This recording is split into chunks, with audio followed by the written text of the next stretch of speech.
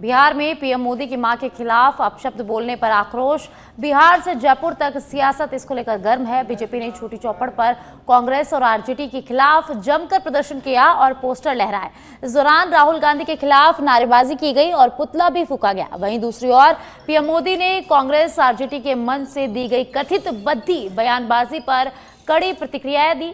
कार्यक्रम के दौरान प्रधानमंत्री मोदी ने तीखा हमला बोला। उन्होंने कहा कि हाल ही में बिहार में आरजेडी कांग्रेस के मंच से उनकी मां को गालियां दी गई।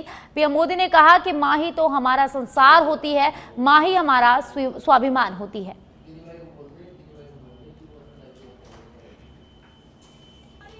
कांग्रेस पार्टी और उनके सहयोगी आरजेडी, इस गठबंधन के जो भी मित्र हैं, इनके पेट में ये दर्द है कि प्रधानमंत्री नरेंद्र मोदी जी के नेतृत्व में एनडीए की सरकार, भाजपा की सरकार चौं ओर अच्छा प्रदर्शन करते हुए बार बार जीत कर आ रही है और आने वाले चुनावों में भी ऐतिहासिक मतदान इनको मिलकर ये सरकार बनाएंगे।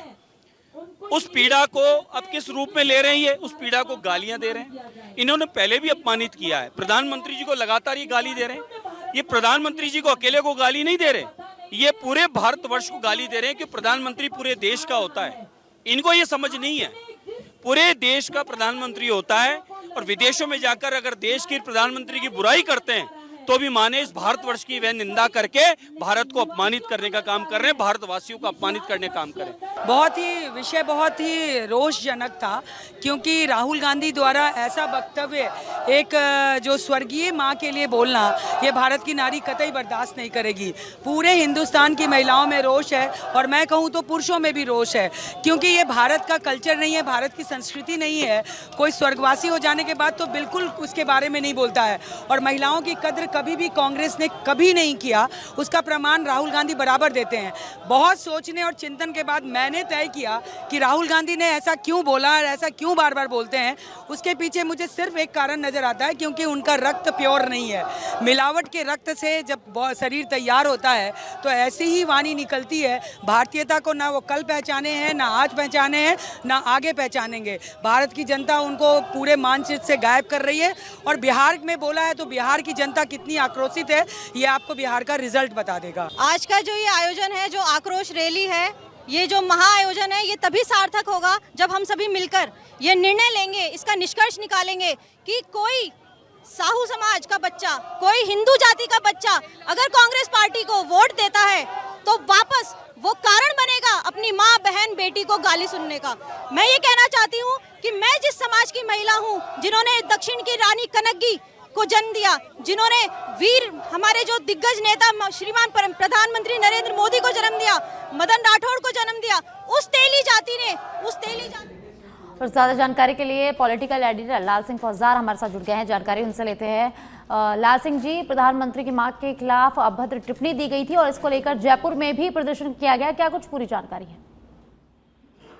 हाँ देखिए साक्षी, बिल्कुल अब भारतीय जनता पार्टी इस पूरे मामले को लेकर हमलावर हो गई है, सड़कों पर उतर गई है। और चूंकि लगातार इससे पहले बयानबाजी हो रही थी, क्योंकि जब घटनाक्रम बिहार की धरती पर हुआ और जैसे उस सभा में ये मोदी की दिवंगत माता को लेकर अब सब कहे गए, पूरे देश की भारतीय जनता पार्टी के नेताओं ने आक्रोश जताया, गुस्सा जताया और खैर वो लाजमी भी था। लेकिन इसके बाद अब पार्टी ने ये भी तय किया है कि इसका विरोध प्रदर्शन किया जाएगा, यानी कि सड़कों पर उतरा जाएगा, जनता के बीच इस मुद्दे को ले जाया जाएगा। देखो इसको हम बहुत साफ है ये, क्योंकि किसी भी तरह से इसको सही नहीं ठहराया जा सकता साक्षी। सवाल ये नहीं है कि पीएम की माँ है, किसी की भी माँ है, माँ का अपमान करने का आपको कहीं अधिकार नहीं है। देश का संविधान आपको इसकी इजाजत नहीं देता और वो दिवंगत जो हो गई है, हम तो हमारी तो परंपरा है, भारतीय संस्कृति परंपरा, हम दिवंगतों को सम्मान करते हैं और आप तो दिवंगत माँ के लिए अपमानजनक शब्द कह रहे हैं। और फिर दूसरा आपको ये भी समझना होगा, क्योंकि पीएम कोई होता है पार्टी का नहीं होते हैं, पीएम पूरे देश के होते हैं। उनके लिए कोई अपमानजनक कहना, अंतर्राष्ट्रीय स्तर पर उसका मजाक बनाया जाता है, अंतर्राष्ट्रीय स्तर पर मुद्दे बनते हैं वो कि देखिए आपके देश में आपके पीएम के लिए किस तरह की भाषा का प्रयोग किया जा रहा है। तो इन तमाम तरह के मुद्दों को लेकर, लेकिन अब ये पूरी तरह से राजनीतिक हो गया है। अब भारतीय जनता पार्टी इसको, मुझे नहीं लगता कि बहुत जल्दी इस मुद्दे को छोड़ने वाली है। आज जिस तरह का छोटी चौपड़ पर प्रदर्शन किया गया, तमाम नेता वहां पहुंचे और उन्होंने जो इस मुद्दे को लेकर जो आवाज उठाई है, मातृशक्ति से इसको जोड़ा है, भारत माता से इसको जोड़ा है, वो आने वाले दिनों में भी भारतीय जनता पार्टी इसको आगे और बढ़ाएगी। आप इसको यूं भी समझ सकते हैं कि एक मुद्दा जो बिहार में चल रहा है, जिसको राहुल गांधी लेकर चल रहे हैं, वोट चोरी का जो मुद्दा चल रहा है, आपने साक्षी कल की तस्वीर देखी होंगी, जब विधानसभा का सत्र हुआ, आगाज हुआ, तो कांग्रेस के तमाम विधायक टी शर्ट पहनकर जाते हैं, वोट चोरी गद्दी छोड़ो, इस तरह के नारे उस पर लिखे हुए थे। यानी कि जो बिहार में मुद्दा चल रहा है, कांग्रेस उसको देशव्यापी मुद्दा बना रही है। अब चूंकि बिहार की धरती से ये मुद्दा उनके खिलाफ पैदा हुआ है, तो भारतीय जनता पार्टी इसको छोड़ने वाली नहीं है। एक मैं नैतिकता की बात करूं तो इसका कोई समर्थन नहीं कर सकता, कोई भी देश का नागरिक इसका समर्थन नहीं कर सकता कि पीएम मोदी की दिवंगत मां के प्रति ऐसे अपशब्दों का प्रयोग किया जाए। कोई भी नागरिक इसके समर्थन में नहीं है। लेकिन अब राजनीतिक जहां तक बात है, तो चूंकि अगर बिहार के मुद्दे को लेकर कांग्रेस के विधायक यहाँ विरोध प्रदर्शन कर सकते हैं, सदन में नारेबाजी कर सकते हैं, हंगामा कर सकते हैं, तो भारतीय जनता पार्टी उसी जगह से निकले हुए मुद्दे को छोड़ने वाली नहीं, क्योंकि पता है इसका असर जाएगा। ये भावनात्मक मुद्दा है, अपील करता है, इसका असर पड़ता है। जी, बहुत बहुत शुक्रिया लाल सिंह जी इस तमाम जानकारी के लिए। और आप पुलिस कमिश्नरेट से बड़ी खबर सामने आ रही है। डीजीपी राजीव कुमार शर्मा ने अहम बैठक ली। जयपुर पुलिस कमिश्नर कार्यालय में यह बैठक हुई। कमिश्नर बीजू जॉर्ज जोसेफ समेत अन्य अधिकारी इस बैठक में मौजूद रहे। पुलिस कमिश्नरेट के अधिकारियों की डीजीपी ने बैठक ली। शहर के सभी एसपी इस मीटिंग में मौजूद रहे। तो इस वक्त की बड़ी जानकारी, जयपुर पुलिस कमिश्नरेट में ये बैठक हुई, जिसमें कमिश्नर बीजू जॉर्ज जोसेफ समेत अन्य अधिकारी मौजूद रहे। डीजीपी ने बैठक ली और शहर के सभी एसपी इस बैठक में मौजूद रहे। तो इस वक्त की बड़ी जानकारी, डीजीपी राजीव शर्मा ने बैठक ली, काफी अहम बैठक उन्होंने ये ली है। जयपुर पुलिस कमिश्नरेट कार्यालय में ये बैठक हुई, जिसमें कमिश्नर बीजू जॉर्ज जोसेफ समेत अन्य अधिकारी मौजूद रहे और इस बैठक में कई विषयों पर चर्चा रही। और इस बैठक में प्रदेश के जयपुर के सभी एसपी शामिल रहे, मौजूद रहे। तो डीजीपी राजीव शर्मा ने अहम बैठक ली है। पुलिस कमिश्नरेट के अधिकारियों की डीजीपी ने बैठक ली। कमिश्नर बीजू जॉर्ज जोसेफ समेत तमाम अधिकारी इस बैठक में मौजूद रहे। कानून व्यवस्था अपराधन नियंत्रण पर यह बैठक हुई है।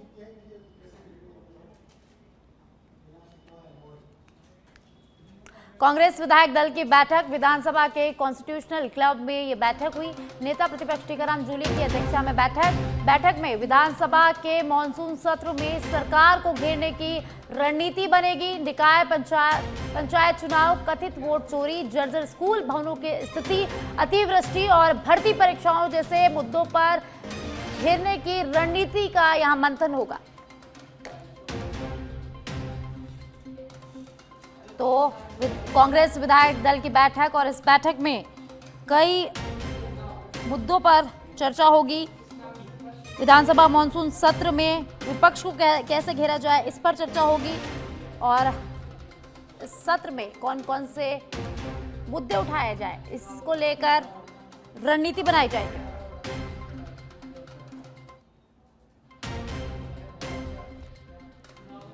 और ज्यादा जानकारी के लिए सुनील मेरे सहयोगी लाइव जुड़ गए हैं, उनका रुख कर लेते हैं। सुनील, मॉनसून सत्र शुरू हो गया है और आज कांग्रेस विधायक दल की बैठक है, तो इस बैठक में क्या कुछ अहम रहने वाला है? किन मुद्दों पर विपक्ष को घेर सकता है कांग्रेस और क्या कुछ रणनीति इसमें रहने वाली है?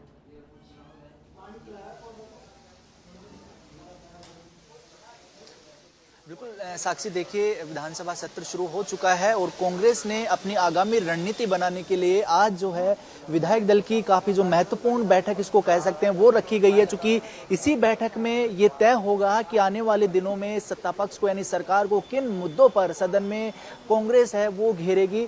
चूंकि कांग्रेस के पास जो तमाम मुद्दे हैं, मुद्दों की एक लंबी जो फेहरिस्त है वो है। चूंकि इस बार देखा है कि किस तरह से जो विधानसभा सत्र जब शुरू हुआ उसके साथ ही किस तरह का हंगामा जो है वो देखने को मिला है। और जो खास तौर पर कथित वोट चोरी है, क्योंकि देखिए एक बार मैं पहले वो तस्वीरें आपको दिखाऊंगा। लगातार जो कांग्रेस के विधायक हैं वो यहाँ पर पहुंच रहे हैं। जो कांग्रेस विधायक विकास चौधरी यहाँ पर पहुंच चुके हैं। देखिए जो विधानसभा सत्र शुरू हो चुका है, चूंकि अब विधायक दल की बैठक आपकी होने वाली है, किस तरह के जो मुद्दे हैं वो रहने वाले हैं, क्या आपकी प्राथमिकता में?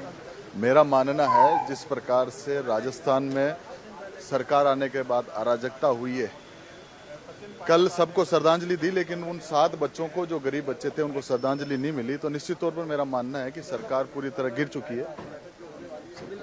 देखिए जो कांग्रेस विधायक विकास चौधरी ने बताया और सचिन पायलट साक्षी देखिए ये बड़ा महत्वपूर्ण बड़ा चेहरा सचिन पायलट जो है वो विधायक दल की बैठक में पहुंच चुके हैं और अभी किस तरह के मुद्दे जो है इसमें रहने वाले हैं। देखिए विधानसभा का सत्र है, बड़ा महत्वपूर्ण है और मैं उम्मीद करता हूं कि सरकार एक खुले दिमाग से चर्चा करेगी। अब तक का जो रवैया रहा है, चाहे केंद्र सरकार हो चाहे प्रदेश सरकार हो, वो चर्चा में बहुत ज़्यादा इंटरेस्टेड रहते नहीं हैं, लेकिन पब्लिक इश्यूज़ हैं। अब बाढ़ के जो हालात हुए, अभी इतनी सारी मौतें हुई हैं, इतना लोगों को नुकसान हुआ है, किसानों को, और बहुत सारे इश्यूज़ हैं भर्ती के, पेपर लीक के, उन सब पे हम चाहते हैं कि सार्थक चर्चा हो और जनता उम्मीद करती है कि जो हमारे विधानसभा के सदस्य हैं सदन के अंदर एक चर्चा करके एक सार्थक उसका निष्कर्ष निकले। ये सरकार के रवैये पे डिपेंड करता है वो क्या करेंगे, लेकिन निश्चित रूप से हमारा दल, हमारी पार्टी, हम सभी विधायक एक सकारात्मक रवैये के साथ आगे बढ़ना चाहते हैं और सरकार ने जो 2.25 साल में अब तक जो कुछ किया नहीं है उनको कटघरे में खड़ा करेंगे। मेरी माँ का नहीं, पूरी देश की माँ का अपमान है। भाई ये बात समझिए, हम लोग उस पार्टी से निकल रहे हैं कांग्रेस जो 130 साल से संस्कार, संयम और एक अनुशासन वाली पार्टी है। हम ऐसे किसी भी शब्द के प्रयोग का खंडन करते हैं और मैं तो भर्त्सना करता हूं अगर किसी व्यक्ति ने किसी के बारे में ऐसी बातें बोली हों, उस व्यक्ति का जो कथित रूप से कहा गया है, अब शब्द बोले गए हैं, अमर्यादित भाषा का प्रयोग किया है, उसका हमारी पार्टी से कोई लेना देना नहीं है। अब किसी के मंच पे कोई चढ़ जाए और बोले, उस पर कार्रवाई करनी चाहिए, लेकिन ये इसमें राजनीति होनी चाहिए, विकास की, डेवलपमेंट की। पिछले इतने सालों से नीतीश जी वहाँ मुख्यमंत्री हैं बिहार के, उस पर जवाब दें। 11 साल से डबल इंजन सरकार को चला रहे हैं, उसका विवरण दीजिए। नौकरी पे, निवेश पे, अमेरिका के डोनाल्ड ट्रंप के टैरिफ पे हम लोग क्या कर रहे हैं, उस पर चर्चा करनी चाहिए। इन मुद्दों पे तो हम सब एक ही राय हैं कि सबके जो बुजुर्ग हैं, माता पिता हैं, हम सबके सम्मानित हैं और सब उसमें इज्जत करते हैं। इसमें बहुत ज़्यादा राजनीति नहीं करनी चाहिए। तो राजस्थान स्पेसिफिक कौन से अभी सचिन पायलट ने मीडिया से जो रूबरू होते हुए तमाम जो जानकारियां दी कि किस तरह से जो सरकार को इस सदन में घेरने की कोशिश रहेगी। अब साक्षी हम जो मूल बैठक के मुद्दे पर आते हैं, चूंकि ये बैठक है विधायक दल की, इसीलिए होती है कि ऐसे कौन से मुद्दे रहे पक्ष को घेर सकते हैं। तो राजस्थान के मुद्दों की, जिन मुद्दों का जिक्र किया, उनमें सबसे पहले पंचायत और निकाय के चुनाव, जिस तरह से जो टालने का आरोप लगातार लगाया जा रहा है कि स्थानीय निकाय और पंचायत के चुनाव में भाजपा सरकार है वो देरी कर रही है, इस पर जो सरकार को घेरने की यहाँ पर कोशिश होगी। इसके अलावा पिछले दिनों जो स्कूल हादसा हुआ था, उसके बाद में सरकारी स्कूल के जो भवन है, बिल्डिंग है, उनकी सुरक्षा को लेकर किस तरह से जो सरकार का रवैया है, क्या काम सरकार करेगी, क्या सरकार की रणनीति रहेगी, इसको लेकर विपक्ष जो है वो सवाल पूछेगा। अब बात करते हैं किसानों की, चूंकि इस बार जो बारिश है, बारिश का मंजर आपने देखा होगा कि किस तरह से जो अतिवृष्टि हो रही है, भारी बारिश हो रही है, इससे किसानों को कहीं ना कहीं नुकसान हो रहा है, खेतों में पानी भर गया, फसल को भी नुकसान हुआ है। इसको लेकर किसानों को किस तरह से सरकार जो है वो राहत देगी, इसको लेकर जो कांग्रेस है वो अपनी रणनीति तैयार कर रही है कि सरकार को कैसे घेरा जाए किसानों के मुद्दे को लेकर। अब बात करते हैं जो कर्मचारियों का मुद्दा है कि जो मेडिकल फैसिलिटी RGHS कार्ड जो बनाया जाता है वो काम नहीं कर रहा, तो उसको लेकर भी यहाँ पर एक बड़ी जो तैयारी है सरकार को घेरने की वो हो रही है। और इसके अलावा सबसे बड़ा मुद्दा जो युवाओं को लेकर कि युवाओं को साधने के लिए छात्र संघ चुनाव जो है वो इस बार भी सरकार के द्वारा नहीं करवाए गए हैं। हालांकि ये कांग्रेस के समय में बंद हुए थे, लेकिन कांग्रेस का साफ तौर पर यह कहना था कि जो कमेटी है, उस कमेटी का हवाला, जो कमेटी ने रिपोर्ट दी उसके अनुरूप ठीक से जो है वो चुनाव में पारदर्शिता नहीं हो रही। जैसा कि हमने देखा कि सर्वदलीय बैठक हुई, उसमें भी कांग्रेस नहीं शामिल हुई और उसके बाद कल जब मानसून सत्र का आगाज हुआ तो भी वोट चोरी के मुद्दे पर कांग्रेस ने जमकर हंगामा किया, प्रदर्शन किया। तो क्या लग रहा है आने वाले दिनों में क्या और आक्रामक कांग्रेस रहने वाली है, इसको लेकर भी क्या रणनीति बन रही है इस बैठक में?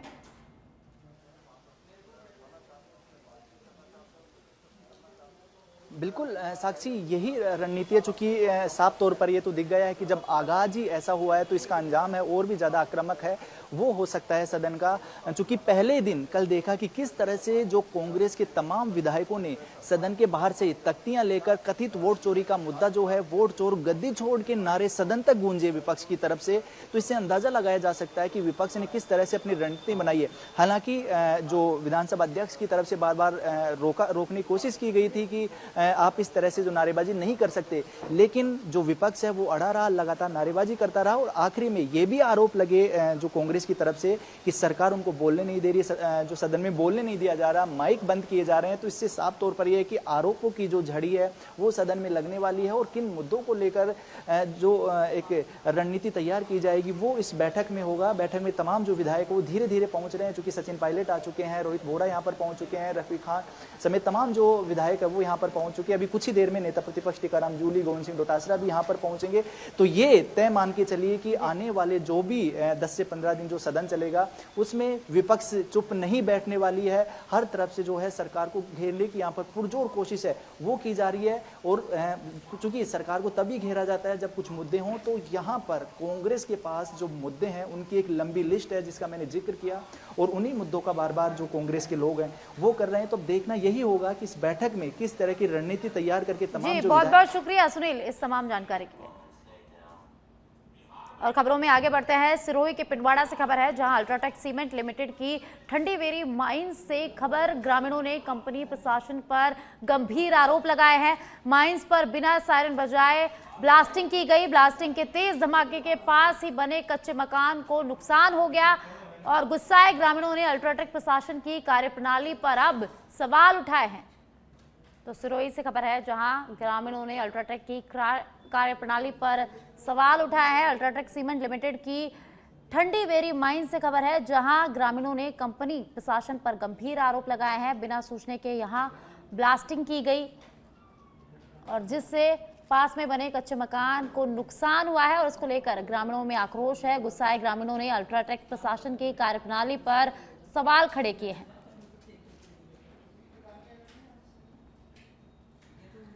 तो सिरोही से खबर है जहां अल्ट्राटेक सीमेंट प्रशासन पर ग्रामीणों ने गंभीर आरोप लगाए हैं। माइंस पर बिना सायरन बजाए ब्लास्टिंग की गई जिससे पास में बने कच्चे मकान में भारी नुकसान हो गया और उसके बाद ग्रामीणों में आक्रोश है और आक्रोशित गुस्साए ग्रामीणों ने अल्ट्राटेक की कार्यप्रणाली पर अब सवाल खड़े किए हैं।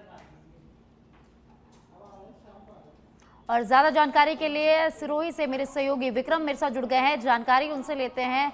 विक्रम, माइंस पर बिना सायरन बजाए ब्लास्टिंग की गई, अल्ट्राटेक सीमेंट पर ग्रामीणों के गंभीर आरोप लगाए जा रहे हैं, क्या कुछ पूरा मामला है?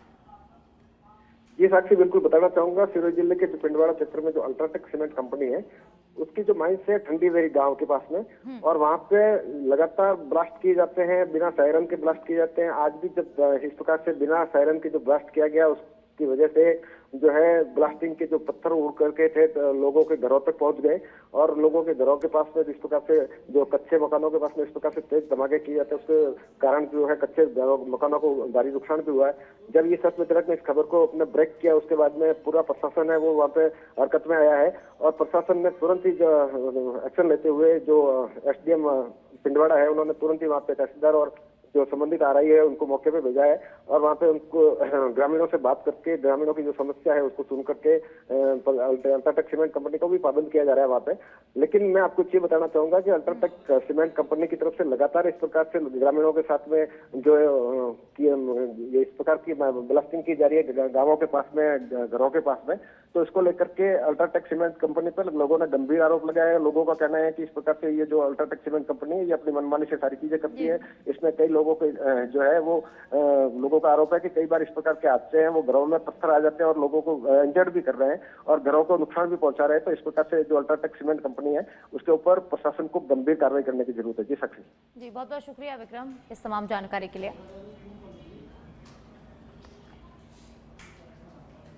और अब जयपुर से खबर है जहां PM नरेंद्र मोदी ने 15 अगस्त 2015 को ऐलान किया था कनिष्ठ स्तरीय पदों से साक्षात्कार समाप्त करने की घोषणा PM ने की थी, जो कि उस समय की सरकार ने नहीं किया। ऐसे में अब राजस्थान में होने जा रही है सब इंस्पेक्टर भर्ती में इंटरव्यू खत्म करने की मांग युवा कर रहे हैं। इंटरव्यू की प्रथा को खत्म किया जाए और अब भजनलाल सरकार से युवाओं को उम्मीद है। इंटरव्यू खत्म करने के लिए पूर्व में कई मंत्रियों के साथ अधिकारियों को ज्ञापन दिया गया। तो जयपुर से खबर है और अब राजस्थान में सब इंस्पेक्टर भर्ती होनी जा रही है। भर्ती में इंटरव्यू खत्म करने की मांग युवा यहां कर रहे हैं। और भजनलाल सरकार से युवाओं को काफी उम्मीद है। इंटरव्यू की प्रथा को खत्म करने की युवा यहां मांग कर रहे हैं। उदयपुर में वर्ष 1995 से प्रारंभ हुआ राजस्थान गौरव अवार्ड उन प्रतिभाओं को समर्पित है जिन्होंने अपनी अपनी विधा में उत्कृष्ट कार्य करते हुए समाज और प्रदेश का नाम रोशन किया है। इस वर्ष की ज्यूरी में चिकित्सकों का विशेष पैनल शामिल रहा, जिसमें गीतांजलि हॉस्पिटल उदयपुर के न्यूरोलॉजी विभाग के एचओडी डॉक्टर अनीस जुकरवाला का चयन किया गया। समारोह में राज्यपाल हरिभाऊ बागड़े ने शिरकत की। डॉक्टर अनीश जुकरवाला को राजस्थान गौरव अवार्ड्स प्रदान किया गया। डॉक्टर अनीश को यह सम्मान न्यूरोलॉजी विशेषकर एपिलेप्सी यानी कि मिर्गी के क्षेत्र में उल्लेखनीय योगदान के लिए प्रदान किया गया है। दक्षिण राजस्थान में पहली बार एपिलेप्सी सर्जरी की स्थापना गीतांजलि हॉस्पिटल में डॉक्टर अनीश ने की थी। वर्तमान में उनकी टीम अब तक लगभग 50 जटिल एपिलेप्सी सर्जरी सफलतापूर्वक कर चुकी है, जिससे मिर्गी से पीड़ित अनेक रोगियों को नया जीवन मिला है। गीतांजलि हॉस्पिटल का एपिलेप्सी सेंटर आज उन्नत सुविधाओं से लैस है, जहां डायग्नोस्टिक से लेकर थेरेप्यूटिक तक सभी आधुनिक उपचार उपलब्ध है। सम्मान प्राप्त करने पर डॉक्टर अनीश ने पुरस्कार राजस्थान गौरव सम्मान 2025 के संयोजक श्री सुरेश मिश्रा, अपने परिवार, संपूर्ण न्यूरोलॉजी विभाग एवं गीतांजलि हॉस्पिटल का आभार प्रकट किया।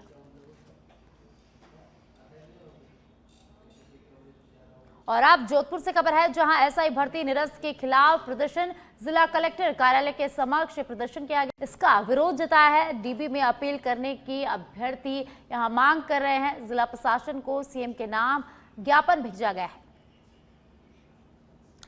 तो जोधपुर से खबर है, जहां एसआई कोर्ट का जो निर्णय ये मांग कर रहे हैं, जो एसआई भर्ती को लेकर कोर्ट का जो निर्णय आया है उसकी तुरंत प्रभाव से समीक्षा करें और समीक्षा करके डीबी के अंदर चैलेंज करें और जो निर्दोष हैं, जो अपनी मेहनत करके रात दिन एक करके और अपनी योग्यता से जो सिलेक्शन हुए उनको न्याय दिलाई जाए। और हमें न्यायालय का सम्मान करते हैं, परंतु न्यायालय से ये मांग भी रखते हैं आम जन के लिए और उन परिजनों की तरफ से कि कम से कम जो निर्दोष है उनको न्याय दिलाई जाए। और सबसे हमारा यही निवेदन है कि अगर हम निर्दोष हैं, हमने मेहनत की है, तो हमारी बार बार इतनी परीक्षा ना ली जाए, क्योंकि अगर एक योग्य होने का गुनाह ये होता है कि उसे बार बार परीक्षा देनी पड़े, बार बार अपने आप को प्रूव करना पड़े, तो इससे अच्छा तो मैं कहूंगी मेरे माँ बाप ने मुझे उसी समय 2021 में जब बच्ची को क्यों शादी करके उनके घर भेज रहे थे, जब मेरे मम्मी पापा को सब कह रहे थे क्या करोगे लड़कियों को पढ़ाकर, नौकरी कहाँ पड़ी है, कर दो शादी, क्यों बोझ अपना पाल रहे हो। मेरे माँ बाप ने उस समय अगर मेरी शादी कर दी होती तो आज शायद मुझे और मेरे माँ बाप को ये नहीं भुगतना पड़ता। सर, जिंदगी के 5 साल बर्बाद कर दिए हैं। ठीक है, 5 सालों में हम ना तो किसी प्रकार की पढ़ाई कर पाए, क्योंकि इन्होंने हमें अनुमति ही नहीं दी। वहां पर हमारे स्टे लगा दिया हर चीज पे, तो हमें अनुमति भी नहीं दी। और ना ही ये लिखा गया था कि जब आपका प्रशिक्षण होता है तो प्रशिक्षण के दौरान किसी भी प्रकार की कंपटीशन में पार्टिसिपेट करने के लिए आपको अनुमति नहीं दी जाती है। तो उसके कारण हम किसी भी प्रकार की कंपटीशन में पार्टिसिपेट नहीं कर पाए। उसके बाद में आज हमारे 5 साल के बाद में हमें कहा जा रहा है कि आप जाकर उन लोगों के साथ में कंपटीशन करो जो लोग रात दिन मेहनत कर रहे हैं, जो हमारे साथ में अब पार्टिसिपेट करेंगे। क्या हम उन लोगों के साथ में, हम लोग जो 800 या 700 लोग हैं वो भी।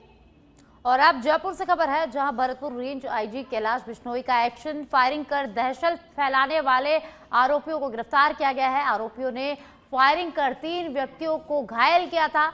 आरोपियों के कब्जे से 2 देसी कट्टे सहित विभिन्न बोर के 21 कारतूस बरामद किए गए हैं।